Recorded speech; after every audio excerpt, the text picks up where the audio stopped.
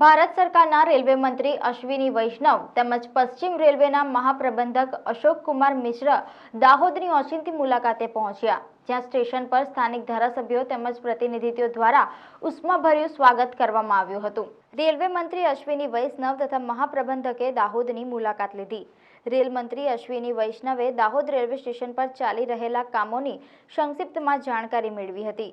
ત્યારબાદ રેલ મંત્રીનો કાફલો નવનિર્માણ પામેલ 9000 એચપીના લોકોમોટિવ કારખાનામાં નિરીક્ષણ અર્થે પહોંચ્યા હતા।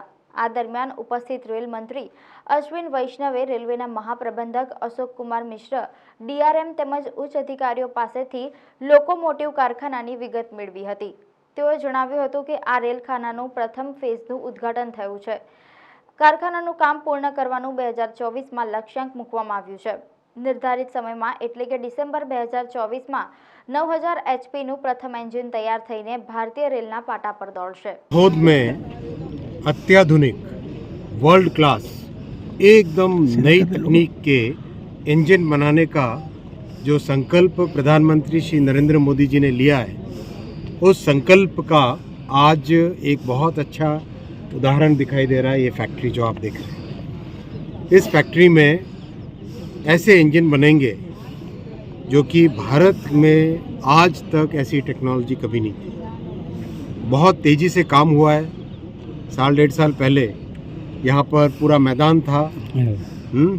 क्या था अभी बोले थे? गड्ढा था। गुजराती में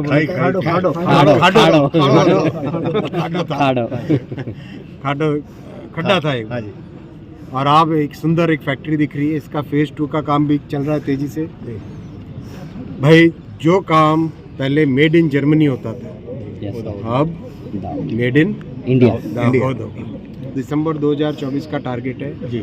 दिसंबर 2024 का टारगेट है। आप देखो, मोदी जी का जो काम वो हाथ में लेते हैं जी, समय से पहले ही कंप्लीट करते हैं। तो 2024 के दिसंबर तक इससे पहला इंजन निकले।